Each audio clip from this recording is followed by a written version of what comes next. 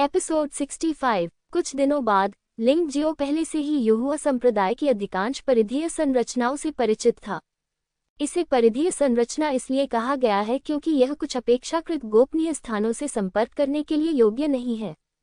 आखिरकार अंतिम विश्लेषण में वह अब केवल एक बाहरी शिष्य है, लेकिन इस प्रदर्शन ने युआन जुन और यांग डैनिलिन को फिर भी बेहद संतुष्ट कर दिया। इसलिए लिंग जियो को भी एक वादा मिला और यांग डैनिलिन व्यक्तिगत रूप से उसे प्रशिक्षण के लिए गुआंगहान पैलेस ले जाएगा। गुआंगहान पैलेस के मालिक निर्वासन भवन के मेजबान की तरह बाहरी लोगों के सामने अपनी असली उपस्थिति को उजागर करने के लिए तैयार नहीं दिखते हैं। वह एक मुखौटा भी पहनती है, लेकिन यह मुखौटा भूत भगाने वाले भवन के भूत के मुखौटे से कहीं अधिक सुंदर है। पूरी चीज तितली की तरह है। आकार बहुत सुंदर है। यह अजीब है। पिछली बार फ्यूजिटिव बिल्डिंग के मालिक ने मुझे एक परिचित आभा का एहसास कराया था। इस बार गुआंगहान पैलेस के मालिक के लिए भी यही बात लागू होती है, और इन दोनों लोगों में वास्तव में एक जैसी आभा है।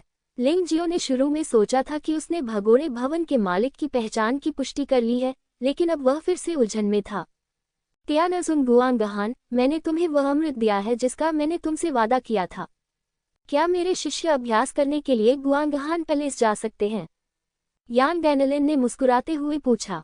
ओल्ड हॉल मास्टर यांग, मैंने जो कहा वह अनदेखा नहीं किया जाएगा। हालांकि गुआंगहान हॉल का दरवाजा साल में केवल एक बार खोला जा सकता है। ये संप्रदाय का नियम है। गुआंगहान त्यानजुन ने शांति से कहा, यह मेरा गुआंगहान ऑर्डर है। अगर यह बच्चा गुआंगहान पैलेस में प्रवेश कर सकता है तो वह जब तक चाहे तब तक रह सकता है। मैं उसे कभी नहीं रोकूंगा। बोलते समय उसने अपने हाथ में मौजूद एक जैक टोकन लिंग जियाओ की ओर फेंका। जब मुझे जैक टोकन मिला तो वह अजीब तरह से ठंडा लगा। लिंग जियाओ को ऐसा लगा जैसे उसका दाहिना हाथ जमने वाला है। पहाड़ों और नदियों के स्वामी परिवर्तन। जाहिर है जैक टेबलेट गुआंगहान त्यानजुन के सार के साथ लिपटे हुए हैं। यह एक प्रकार का अत्यंत ठंडा सार है और इसकी गुणवत्ता त्यानलोंग, थंडरबोल्ट, क्रूर जानवर और गोल्डन लोट्स के सार से अधिक है जो कि लिंग जियाओ के पास है। असली सार बहुत मजबूत है। लिंग जियो इतनी अच्छी चीज को कैसे बर्बाद करने को तैयार हो सकता है? एक पल में उसकी एक मार्शल नस में मौजूद सभी त्यानलोंग ट्रू युआन इस बेहद ठंडे गुआंगहान ट्रू युआन में तब्दील हो गए। बेशक उसने खुद ही यह नाम चुना था। उसे नहीं पता था कि यह मार्शल आर्ट प्रशिक्षण से किस तरह का सच्चा सार था। आखिरकार प्रतिद्वंद्वी बहुत मजबूत था और पहाड़ों और नदियों को मार्शल आर्ट चलाने की अपनी विश्लेषणात्मक क्षमता के साथ भी वह इसे नहीं देख सका। इस समय उसके शरीर में 5 प्रकार के सच्चे सार हैं। क्रूर जानवर का सच्चा सार एक मार्शल नस पर कब्जा कर लेता है और बहुत कुछ नहीं बचा है। ये सब निर्माण और अमृत शोधन के दौरान भस्म हो गया था।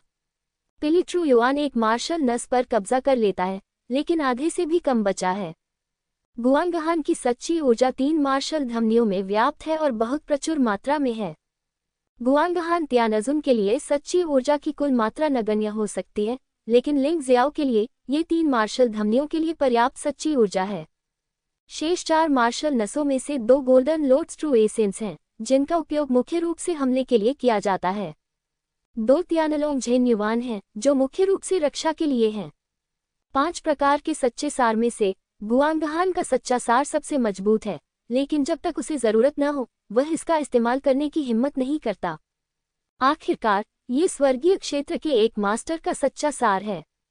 एक बार इस्तेमाल करने के बाद, हालांकि घातकता भयानक है, ये निश्चित रूप से 1000 दुश्मनों को मार देगा। 800 नुकसान। इसके बाद गोल्डन लोट्स ट्रू युआन और त्यानलोंग ट्रू युआन हैं। दोनों वर्तमान में समान रूप से शक्तिशाली हैं, लेकिन एक हमला करने में अच्छा है और दूसरा बचाव करने में अच्छा है। वे लिंग जियाओ के अपने ट्रू युआन भी हैं और उनका बार बार उपयोग किया जा सकता है। सबसे कमजोर थंडरबोल्ट ट्रू एसेंस और फियर्स बीस्ट ट्रू एसेंस हैं। थंडरबोल्ट ट्रू एसेंस लिंग जियो को बिजली खगोलीय घटना को समझने में सहायता के रूप में उपयोग करने के लिए आरक्षित किया गया था। क्योंकि इस क्रूर जानवर की असली ऊर्जा काली लपटें पैदा कर सकती है, इसलिए इसका उपयोग स्वाभाविक रूप से गोलियों और संरचनाओं को परिष्कृत करने के लिए किया जाता है। गुआंगहान त्यानजुन मदद नहीं कर सका, लेकिन चुपके से चौंक गया जब उसने लिंग जियो को बिना किसी असुविधा के अपने गुआंगहान आदेश को पकड़े हुए देखा। वह वास्तव में इस बात को लेकर बहुत उत्सुक थी कि यान डैनिलन और फ्यूजिटिव बिल्डिंग के मालिक इस बाहरी शिष्य को इतना महत्व क्यों देते हैं। इसलिए उसने इसका परीक्षण करने के प्रयास में अपनी कुछ सच्ची ऊर्जा गुआंगहान ऑर्डर के चारों ओर लपेट दी।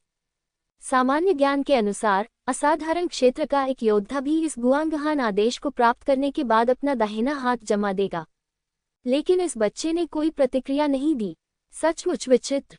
क्या हुआ सीनियर, क्या कुछ गड़बड़ है? लिंग जियो ने उत्सुकता से पूछा।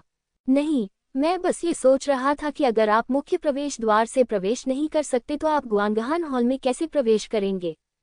गुआंगहान तियानजुन ने पूछा। वरिष्ठ, यदि आप मुख्य द्वार से प्रवेश नहीं करते तो क्या ये नियम के विरुद्ध है? लिंग जियाओ दूसरों को उसे फंसाने का मौका नहीं देना चाहता था। दूसरों ने संप्रदाय के नियमों का उल्लंघन किया होगा। कम से कम उन्हें फिर कभी गुआंगहान हॉल में प्रवेश करने की अनुमति नहीं दी जाएगी। अधिक से अधिक उनकी साधना को सीधे समाप्त कर दिया जाएगा और उन्हें संप्रदाय से निष्कासित कर दिया जाएगा। गुआंगहान तियानजुन ने जवाब दिया, लेकिन आप अलग हैं। आपके पास गुआंगहान ऑर्डर है। जब तक आप अंदर जाते हैं, यह मेरा आदेश है। कोई भी कुछ नहीं कह सकता। आपको मेरा प्रतिनिधि भी माना जा सकता है। हाँ, यह आसान है। लिंग जियाओ मुस्कुराया और कहा, सरल। गुआंगहान तियानजुन थोड़ा आश्चर्यचकित था। वरिष्ठ, वास्तव में शिष्य ने अभी अभी गुआंगहान पैलेस के महल संरक्षण गठन का निरीक्षण किया है। हालांकि इस गठन की मरम्मत की जा रही है, लेकिन हमेशा चूक होती है। वर्तमान में 3 अपेक्षाकृत छिपी हुई चूकें हैं। जब तक यह असाधारण क्षेत्र में है, तब तक मजबूत योद्धा वरिष्ठों द्वारा खोजे बिना आसानी से प्रवेश कर सकते हैं और बाहर निकल सकते हैं। वह कैसे संभव है? लिंग जियो के शब्दों ने गुआंगहान तियानजुन को झकझोर दिया।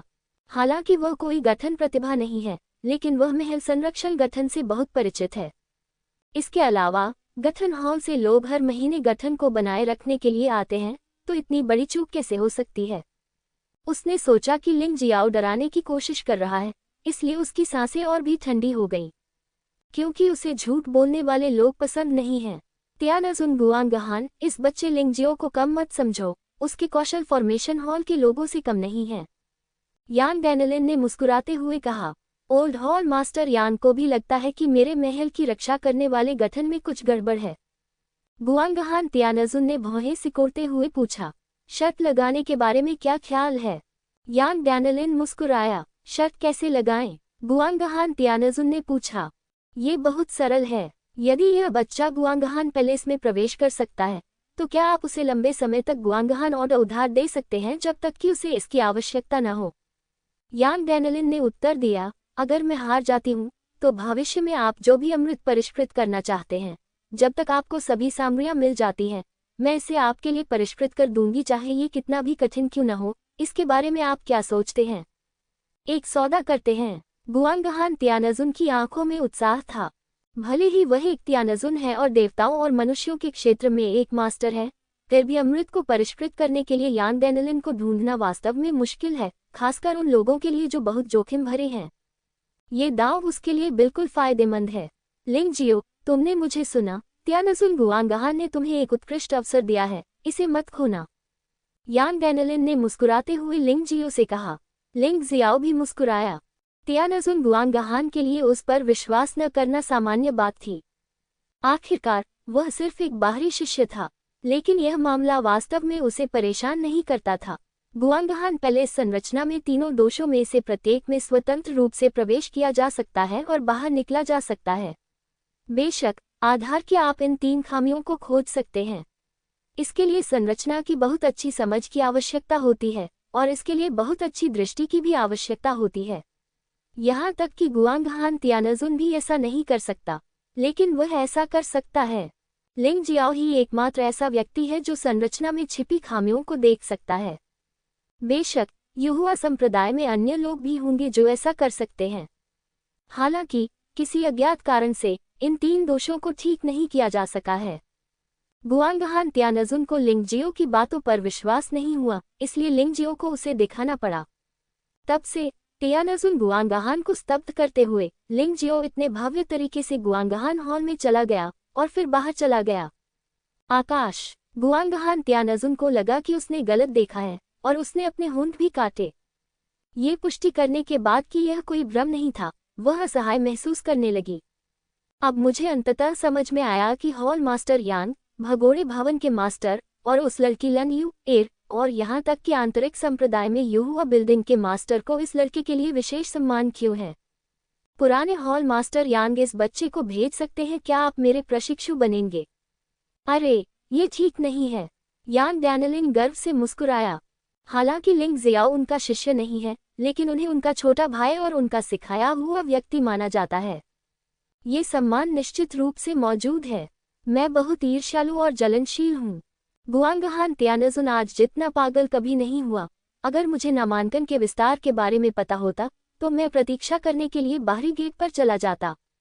मैंने सुना है कि जिंगुआंग त्यानजुन ने एक अद्वितीय प्रतिभा को चुना है, लेकिन मुझे लगता है कि वो छोटा लड़का वास्तव में इस छोटे लड़के की तुलना में कुछ भी नहीं कर सकता है। वरिष्ठ, क्या शिष्य अंदर आ सकते हैं? आगे बढ़ो। आज से गुआंगहान पैलेस तुम्हारे लिए पूरी तरह से खुला है। तुम किसी भी समय आ सकते हो। हालांकि चूंकि तुम इतने शक्तिशाली हो, इसलिए जब भी तुम्हारे पास समय हो तुम्हें मेरे लिए इस संरचना की मरम्मत करनी होगी।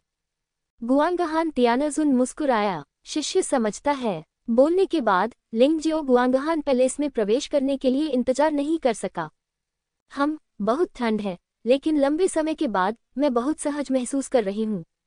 जिस क्षण लिंगजियो ने गुआंगहान हॉल में प्रवेश किया, उसके चेहरे पर ठंडी हवा का झोंका आया।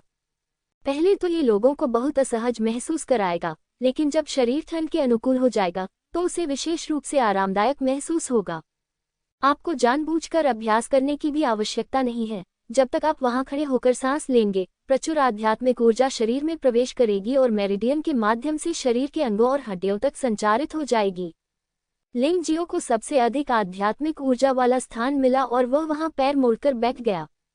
यहाँ ये भी कहा जा सकता है कि यह गुआंगहान पैलेस की क्यूई आंखों में से एक है। क्यूई आंख लगातार आध्यात्मिक ऊर्जा से भरपूर ठंडी हवा का छिड़काव करती है, जो शरीर के तड़के को तेज कर सकती है और शरीर में अशुद्धियों के निर्वहन को तेज कर सकती है। बस अनजाने में शानहेवहुन ने स्वचालित रूप से काम करना शुरू कर दिया और लिंगजियो की आत्मा के साथ इसका एकीकरण भी तेज होने लगा। ये कुछ ऐसा था जिसकी लिंग जियाओ को उम्मीद नहीं थी। यहाँ की ठंडी हवा का वास्तव में इतना खास प्रभाव था। एकीकरण का स्तर जो पहले 30% से भी कम था, अब कुछ ही समय में 50% तक बढ़ गया है और इसमें अभी भी सुधार हो रहा है। लिंगजियो हमेशा इस बात का इंतजार करता रहा है कि जब शानहेवहुन और उसकी आत्मा का सम्मिलन 100% तक पहुंच जाएगा तो क्या होगा। पहले तो उन्होंने सोचा था कि ये दिन बहुत दूर है, लेकिन अब ऐसा लगता है कि इसमें इतना समय नहीं लगेगा। उसने गहरी सांस ली, एक संरचना वाला पत्थर निकाला और फिर उसे कुचल दिया। अचानक उसके चारों ओर एक अजीब संरचना उभरा, एक छिपा हुआ गठन। यह एक छोटी सी संरचना है जो शरीर के आकार और आभा को छिपाने के लिए एक बहुत ही सामान्य संरचना है। लिंगजियो मुख्य रूप से चिंतित था कि किसी और को उसकी पर्वत मार्शल आत्मा की आभा का पता चल जाएगा जब उसने गलती से इसे अपने प्रशिक्षण के दौरान जारी किया था, इसलिए उसने उसकी रक्षा के लिए इस छिपाव गठन का उपयोग किया। उसके बाद वह 2 क्लोनों में अलग हो गया, जिनमें से एक ने the divine prison king fist की अंतिम चाल को समझा। दूसरा व्यक्ति स्नो लॉर्ड स्वॉर्ड तकनीक की अंतिम चाल पर ध्यान लगाता रहा। उनका शरीर पूरी तरह से शारीरिक प्रशिक्षण में डूबा हुआ है और ड्रैगन गोल्डन बॉडी और 12 गोल्डन लोड्स तकनीक एक ही समय में चल रही हैं। बाहर से देखने पर वहां कोई नहीं था, वह एक खाली जगह लग रही थी। यहाँ तक कि बाहर गुआंगहान त्यानजुन ने भी लिंगजियो की आभा खो दी है। आखिरकार लिंगजियो ने दोहरी सुरक्षा तैयार की। सबसे पहले उसने सीधे टेम्पलेट को मृत्यु के स्तर पर समायोजित किया। इस तरह लिंगजियो को अब जीवित लोगों की सांस नहीं मिलेगी। इसके बाद बाहर एक गुप्त संरचना स्थापित की गई। अगर यह अभी भी खोजा जा सकता है तो गुआंगहान त्यानजुन एक उच्च क्षेत्र में घुस जाएगा। ये बच्चा सचमुच अद्भुत है। त्यानजुन गुआंगहान मुस्कुराए और क्रॉस लेग करके बैठ गए। युवा पीढ़ी में उत्कृष्ट लोग उभर रहे थे। ये त्यानजुन भी बहुत दबाव में थे। युहुआ संप्रदाय पहाड़ों के बीच एक चोटी है जिसके बारे में कहा जाता है कि यह वास्तव में एक सक्रिय ज्वालामुखी है जो पूरे साल उच्च तापमान वाले मैग्मा से भरा रहता है। आम लोग इसके करीब नहीं जा सकते। यहाँ रहने वाले जानवर और पौधे भी उच्च तापमान के प्रति पूरी तरह प्रतिरोधी हैं और यहाँ तक कि मैग्मा मांस भी उन्हें पिघला नहीं सकता। ये पर्वत शिखर युहुआ संप्रदाय के एक नए बुजुर्ग का है, वह दानव ज्वाला त्यानजुन है। इस समय क्रेटर की ओर जाने वाली सड़क पर हीज़ो पहले से ही पूरी तरह भीग चुका था। भयानक उच्च तापमान ने उसे ट्रांसेंडेंट दायरे के तीसरे स्तर पर एक योद्धा के लिए असहनीय बना दिया। हर बार जब मैं यहाँ आता हूँ तो मुझे कष्ट जैसा महसूस होता है।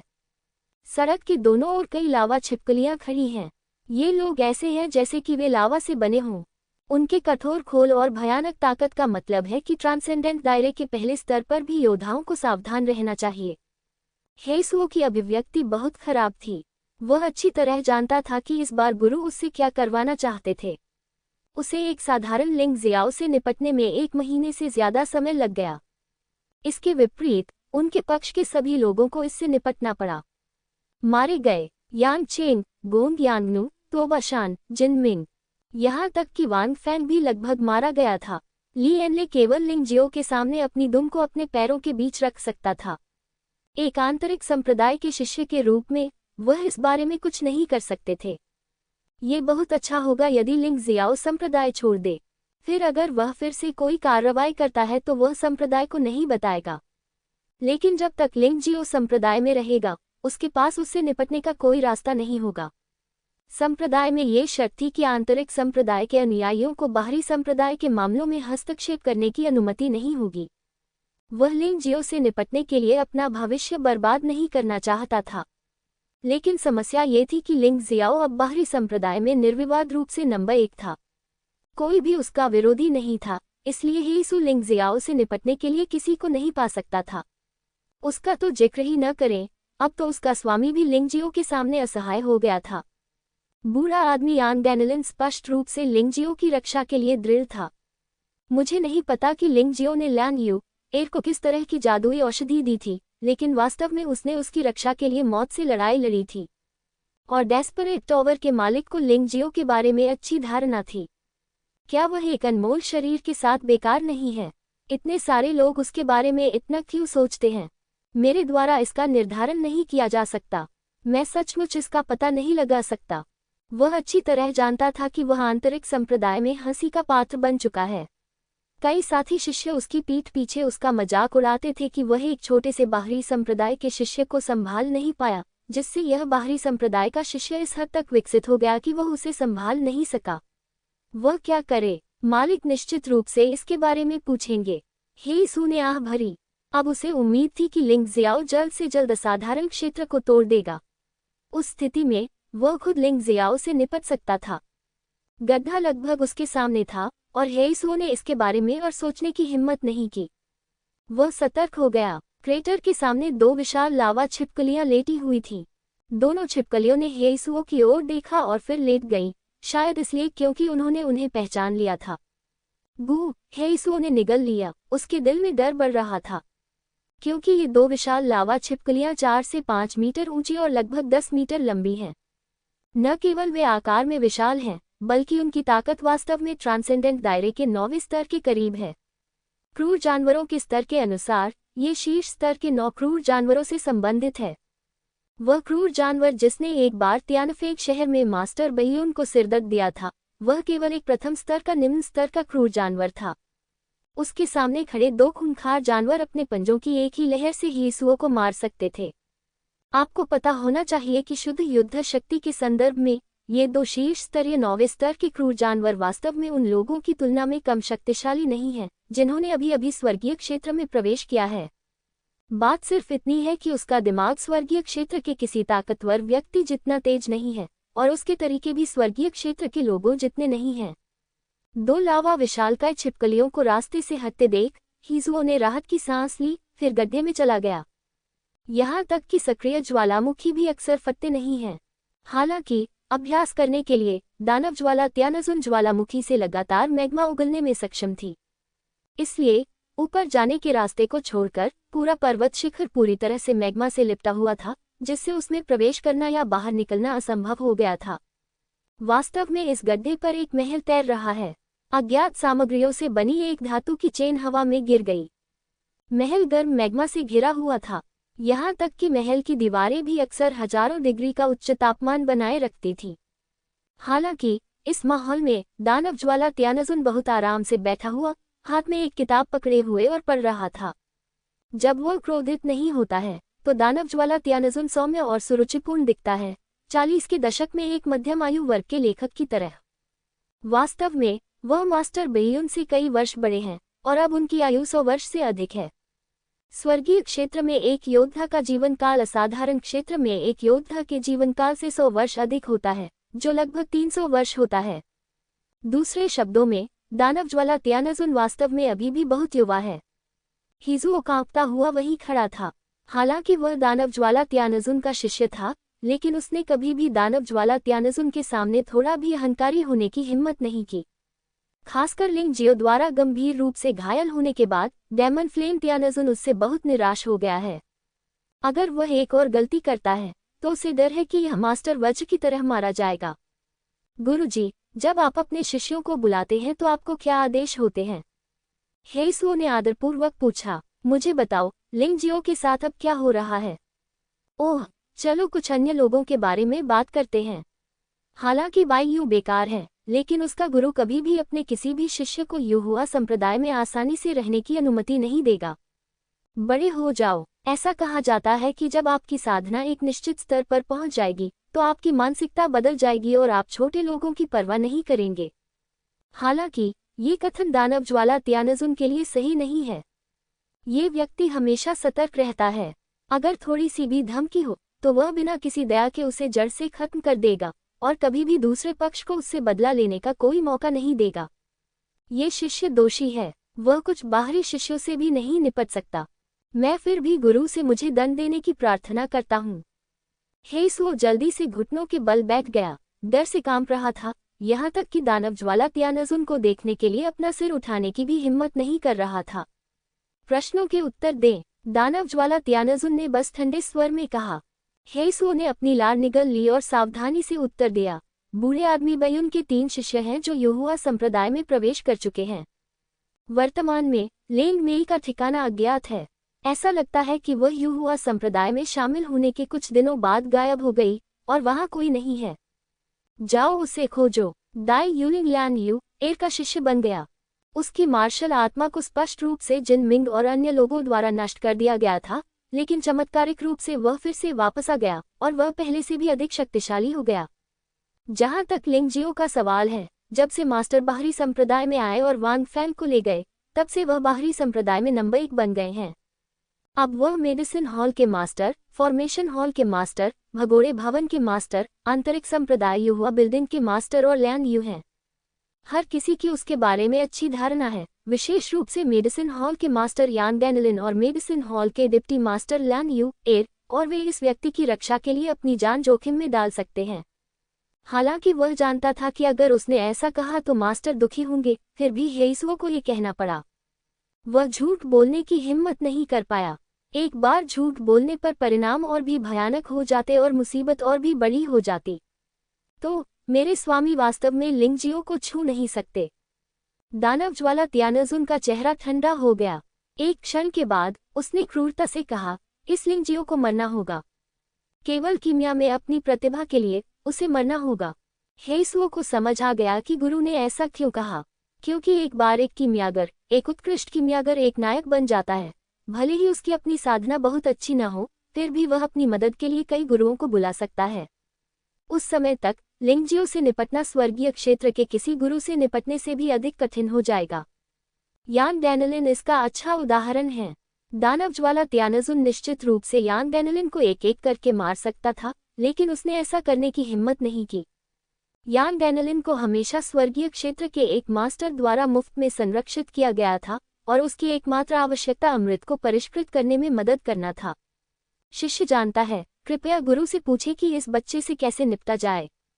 हेइसुओ वास्तव में लिंग जियाओ से निपटने का कोई तरीका नहीं सोच पा रहा है। अब वह केवल यह उम्मीद कर सकता है कि डेमन फ्लेम त्यानजुन कोई रास्ता सोच सके। आपको इस मामले को संभालना होगा। एक शिक्षक के तौर पर मेरे लिए आगे आना आसान नहीं है। इस बारे में बोलते हुए दानव ज्वाला स्वर्गीय आदरणीय ने अचानक एक ठंडी मुस्कान प्रकट की। जब मैं अगली बार एकांतवास से बाहर आऊंगा तो वांगमिंग बिल्डिंग के मालिक, आंतरिक द्वार युहुआ बिल्डिंग के मालिक और फॉर्मेशन हॉल के मालिक सभी को कोई समस्या नहीं होगी। आपको पता होना चाहिए कि इस दुनिया में मुठियां अभी भी बोलती हैं। शिष्य समझता है। हेइसुओ ने सिर हिलाया। वह जानता था कि दानव ज्वाला स्वर्गीय आदरणीय का क्या मतलब है। वह निर्णय लेने से पहले रिट्रीट से बाहर आने तक इंतजार करना चाहता था। मेरे एकांतवास की अवधि के दौरान आपको गुप्त योजनाएं बनानी चाहिए और आंतरिक शिष्यों को जीतना जारी रखना चाहिए, लेकिन सावधान रहना चाहिए कि संप्रदाय के शीर्ष नेताओं को भयभीत न करें, अन्यथा मैं आपकी रक्षा नहीं कर पाऊंगा। मो यान त्यानजुन ने कहा। इसके अलावा वार्षिक मून फेस्टिवल टॉवर क्लाइंबिंग समारोह को मत भूलना। हालांकि आपकी योग्यता आपके कनिष्ठ भाई मिंगटियन जितनी अच्छी नहीं है, फिर भी आप एक परिग्रेड खजाना निकाय हैं, जो संप्रदाय के अधिकांश शिष्यों की तुलना में अधिक मजबूत है। इस अवसर को जब्त करें और आप एक सफलता हासिल करने में सक्षम होंगे। हेईसू खुश हुए बिना न रह सके और जल्दी से अपना सिर झुकाकर बोले, शिष्य आज्ञा का पालन करता है। ऐसा कहा जाता है कि हर साल एक निश्चित समय के दौरान युहुआ संप्रदाय में दिन का उजाला नहीं होगा और चंद्रमा हमेशा युहुआ पैगोडा के शीर्ष पर आकाश में लटका रहेगा और यह बहुत करीब दिखता है। यह अवधि लगभग 7 दिनों तक चलती है और इसे चंद्र महोत्सव कहा जाता है। इस अवधि के दौरान युहुआ पैगोडा पर चढ़ने से विभिन्न अवसर प्राप्त हो सकते हैं, जो कि चंद्रमा महोत्सव टॉवर चढ़ाई समारोह है। टॉवर चढ़ाई समारोह युहुआ संप्रदाय के सभी शिष्यों के लिए है, लेकिन मूल रूप से मैंने यह नहीं सुना है कि बाहरी शिष्य युहुआ पैगोडा में प्रवेश कर सकते हैं। वह पहला स्तर भी पास नहीं कर सका। अपना अवसर ढूंढना तो दूर की बात थी। ठीक है, आगे बढ़ो। याद रखो मैंने तुमसे क्या कहा था। मैं कभी भूल नहीं सकता। हेईसू ने सिर झुकाया और फिर क्रेटर से बाहर निकल गया। गड्ढे के बाहर एक लड़का और एक लड़की खड़े थे। लड़के का नाम मिंगटियन था और लड़की का नाम शू यंग था। ये दोनों लोग हेईसू की तुलना में बाद में दानव ज्वाला स्वर्गीय आदरणीय के संप्रदाय में शामिल हुए, लेकिन दानव ज्वाला स्वर्गीय आदरणीय द्वारा उन्हें हेईसू की तुलना में अधिक महत्व दिया गया।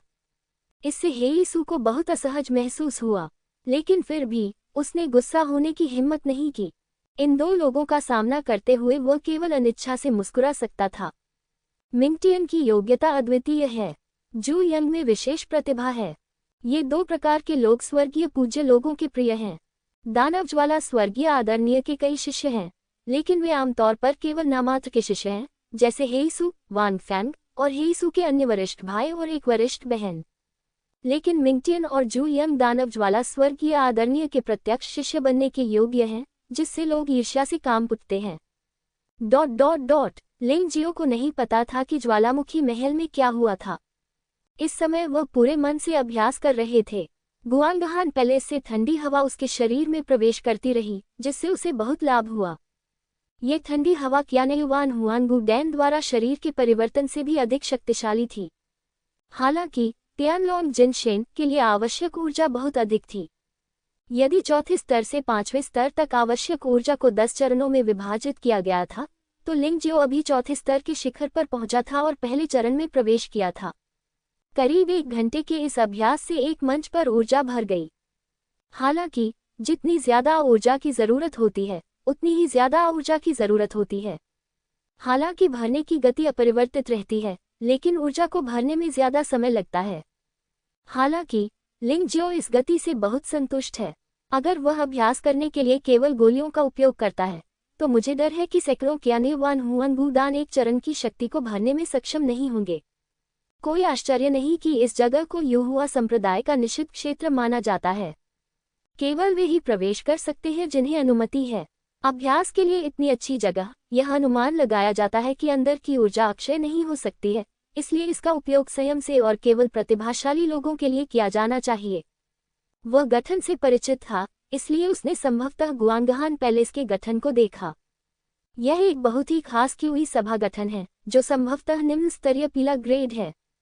लेकिन फिर भी ये बार बार स्वर्ग और पृथ्वी के बीच प्राकृतिक शक्ति को आध्यात्मिक ऊर्जा में बदल सकता है और फिर ठंडी शक्ति का उपयोग करके इसे गुआंगहान पैलेस में कैद कर सकता है। लिंग जियाओ को लगा कि उसे इस क्यूई एकत्रित संरचना को एक छोटे से रूप में बदलना चाहिए और फिर इसे आभूषणों में जड़कर अपने शरीर पर पहनना चाहिए। इस तरह वह किसी भी समय अपने शरीर में लगातार ताज़ा आध्यात्मिक ऊर्जा को अवशोषित कर सकता है। अनजाने में एक पूरा दिन बीत चुका है और लिंग जियो को लगता है कि उसकी ताकत अभी भी जमा हो रही है और सुधर रही है। चौथे स्तर से 5वें स्तर तक तियानलोंग जिनशेन की ऊर्जा 5वें चरण में प्रवेश कर चुकी है। इस गति से यदि यह कुछ और बार आता है, तो यह अनुमान लगाया जाता है कि इसे 5वें स्तर तक पूरी तरह से पदोन्नत किया जा सकता है। जब उसने सोचा कि 5वां स्तर शरीर को पूरी तरह से अलौकिक शरीर में बदल सकता है, तो लिंग जियो थोड़ा उत्साहित हुआ।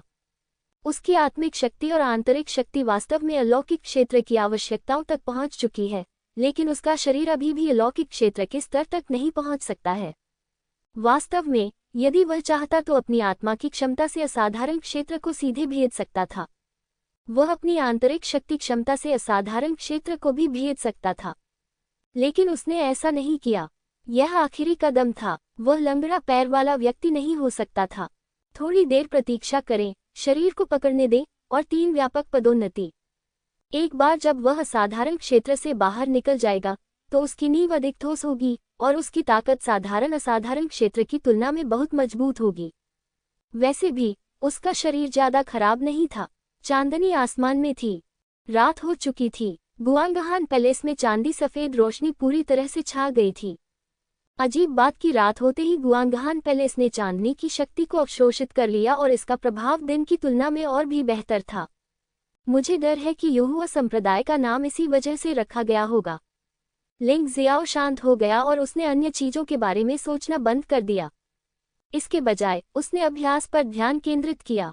उसका पूरा शरीर और मन चांदनी में डूबा हुआ था, मानो वह किसी अजीब शक्ति से लिपटा हुआ और नहाया हुआ हो, जो बेहद आरामदायक था। मध्य रात्रि में हमेशा कुछ असामान्य चीजें घटित होती रहती थीं। किसी को तो गुआंगहान पैलेस की 3 खामियों के बारे में पता होना चाहिए। शायद फॉर्मेशन हॉल में बैठे लोगों ने किसी का उपकार करने के लिए जानबूझकर ये 3 खामियां छोड़ दी थीं। हुश हुश हुश। 3 आकृतियां 3 दोषों से गुआंगहान पैलेस में प्रवेश कर गईं और फिर क्यूईआई में एकत्रित हुई जहां लिंग जियो ने अभ्यास किया।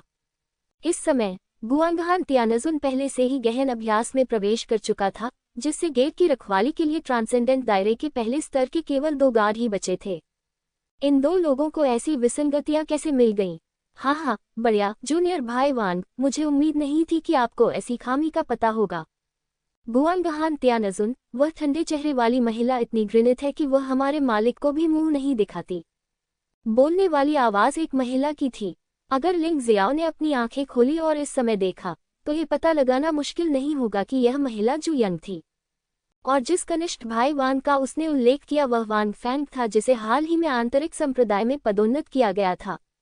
वहां एक और व्यक्ति था जो स्पष्टतः फॉर्मेशन हॉल का शिष्य था, और उसकी साधना भी पारलौकिक क्षेत्र के प्रथम स्तर के बारे में थी।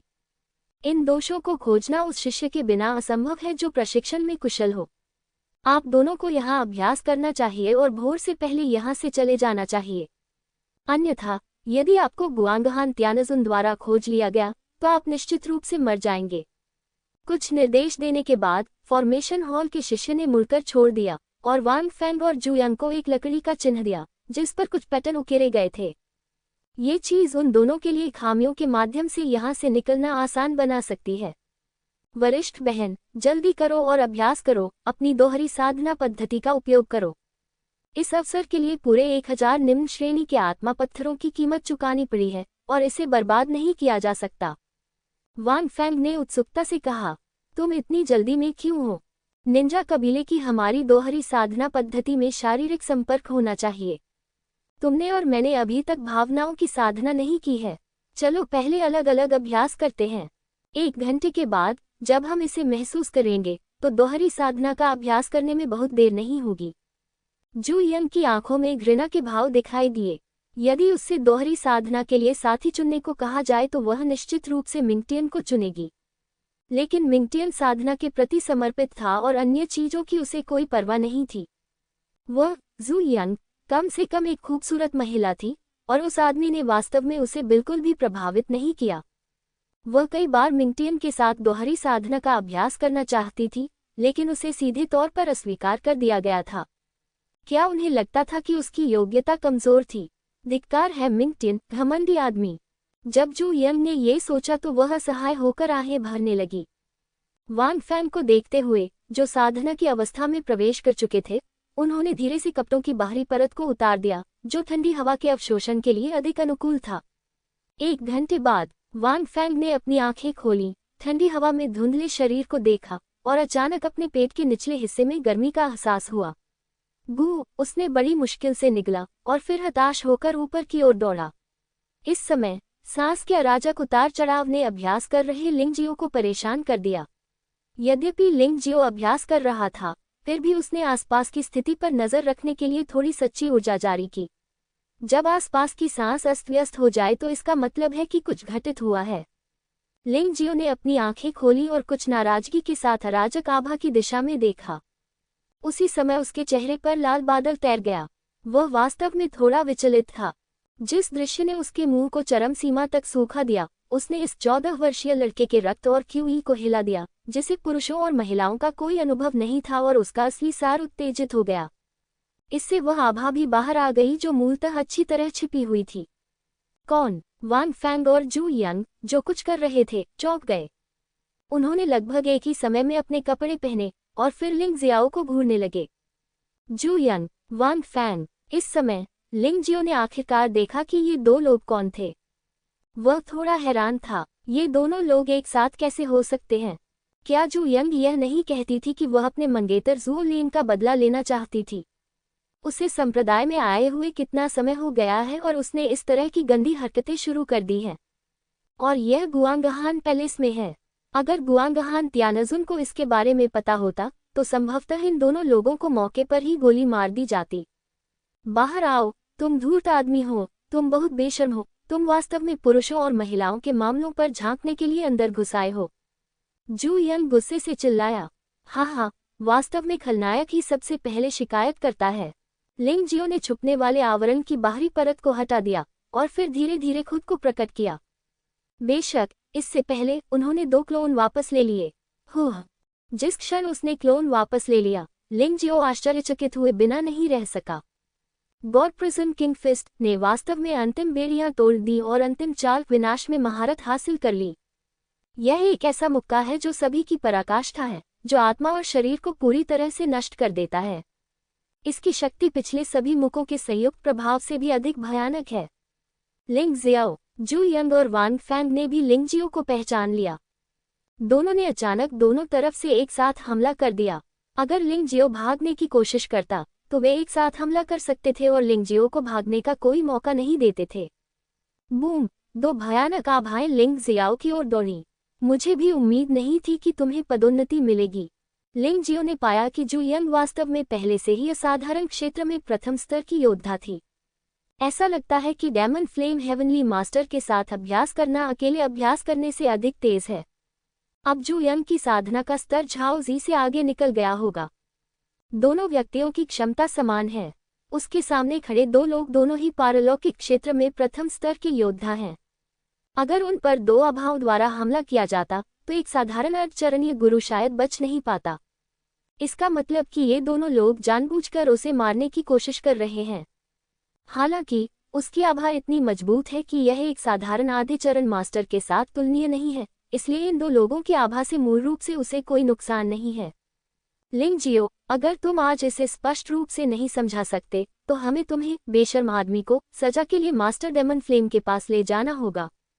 वांग फैंग ने डांटा। क्या मजाक है? मैं यहाँ अभ्यास कर रहा हूँ और मुझे उम्मीद नहीं थी कि तुम दोनों मेरे बगल में ये बेशर्मी करेंगे, और तुमने तो यहाँ तक कह दिया कि मैं बेशर्म हूँ, जो वाकई सही और गलत में उलझन पैदा करता है। लिंगजियाओ ने जू यंग और वांग फैंग को देखा और सोचा कि अगर उसने इन दोनों को मार दिया तो क्या परिणाम होंगे। वह सचमुच थोड़ा आश्चर्यचकित था कि उसे यहाँ इन 2 लोगों से मुलाकात होगी। उनमें से एक लगातार कहता रहा कि वह उसे मारना चाहता है। दूसरे ने सीधे उसे मारने की कोशिश की। एक अपनी मंगेतर का बदला लेना चाहता था और दूसरा अपने आजीवन मित्र का बदला लेना चाहता था। इससे भी अधिक दिलचस्प बात कि ये दोनों लोग वास्तव में मोयान त्यानजुन को अपने गुरु के रूप में पूजते थे। ये कहा जा सकता है कि उसके और इन दोनों लोगों के बीच गहरी नफरत है। यदि वह दूसरे पक्ष को नहीं मारेगा तो दूसरा पक्ष उसे मार देगा।